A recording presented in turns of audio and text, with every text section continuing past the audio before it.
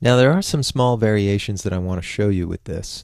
And if we return back to our text editor for the moment, and we look at our JavaScript here for a second, or specifically referencing our jQuery, you may remember that there was an effect associated with the tabs UI element here, and it's set to fade. But if we return to our browser for just a second, I just want to point out to you, if you remember, we were looking at this, the demo 1313 slideshow for tabs. Well, down at the bottom, there is a link to API methods, and the API methods are really just explaining a lot more clearly how to work with tabs. And there's many different variations. You can look at the one that we created, but there are many other ones, and you can see that there are some graphics that you can download and use for them as well. But here is some important information talking about what the property is, what the defaults are, and what the description is. Well, you'll see here we have something here called fade. The effect rather, and the description for that effect that we're using right now is fade.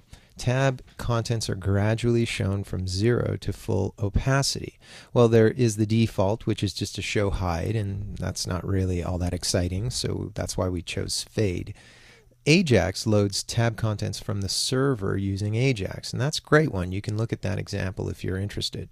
But there's also slide and horizontal, and slide is a vertical sliding effect, whereas horizontal is a horizontal one. So let's take a look. If we came in here and we changed fade to slide rather, and if we save this and then just preview that inside of our browser, let's take a look. You already saw the beginning of that effect, but check it out. See, now there's this little slide effect that's sliding our elements in a vertical fashion. And if we were to change this to horizontal instead, we would see upon refresh that these elements are sliding into place this way now. Kind of cool, isn't it? Well, let's also take note of fade out speed. We set it to slow, but here you could see fade in speed and fade out speed is, well, anything set to 0. And as you can see here in the fade out speed, we're setting it to slow. So basically anything but 0 would work for our fade out speed. And you could set that in milliseconds, right? And many different ways. Positive value here will result in a crossfade effect, which is demonstrated here, and it'll show you just that, right? And this is the slideshow that we've been working with as well. So those are two things that I just want to, make available to you and let you be aware of that and how that works. There's also support for the browser's back button.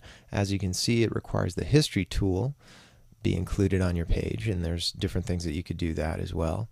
Initial index, which one you're going to be starting with. Rotate false, if you remember, that determines whether or not we're going back to the beginning after we've done the circle. So all of these elements here are really interesting for you to, at least they should be necessary for you to be aware of with regards to how the tabs work, and there's some fun things that you can do with them. However, fade happens to be the one that I particularly like the best, so that's the one that I've been sticking with. All right, well, while we're here, let's also take a moment to examine the slideshow CSS. Now, first and foremost, let's familiarize ourselves again with what's happening. We had a header with the class called images. Within the images class, we had divs that had an img tag inside of them. And there was also these links inside of the class called slide tabs. So if we come back up to the top, we'll see information about the images. There's a background, which is a gradient.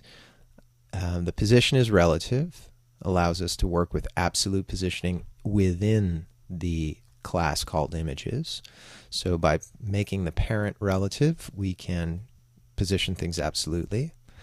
So in here you'll see that there's a height and a width that's been defined for it. So if you wanted to change that, you certainly could.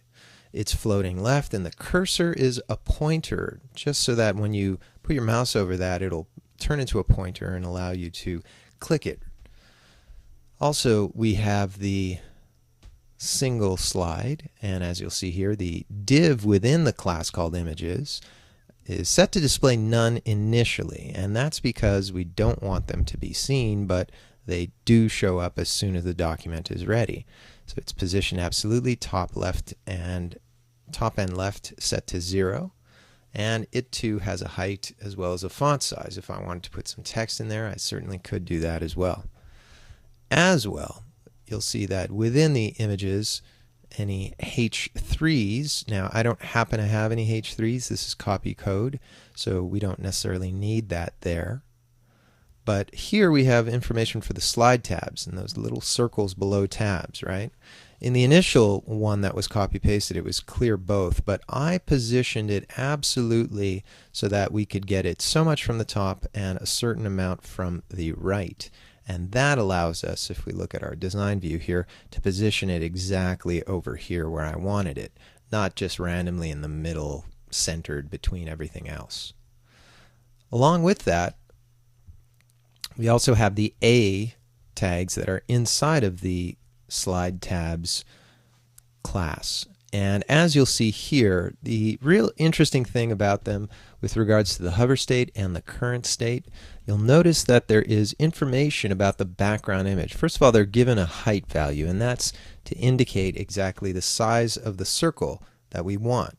But if you are looking at the images folder itself, and you look for the Navigator PNG, as you'll see here, it is 8 across by 24. In other words, 8 on top of 8 on top of 8. And the reason that's done in this fashion is so that on hover we just minus the value, -8, so that it moves up, and -16 so that it moves up even more to display the current class that's here. So within slide tabs, all A tags have a current, and that indicates which one is the one that's actually the active state. So that's a little bit also about the CSS for the slideshow, and you can go about making changes to these very easily if you wish. Now when we come back, I'm going to show you another great feature with the jQuery tools, and that one's going to be dealing with an image overlay, sort of like a gallery effect and a lightbox effect. So come back and we'll take a look at that one as well.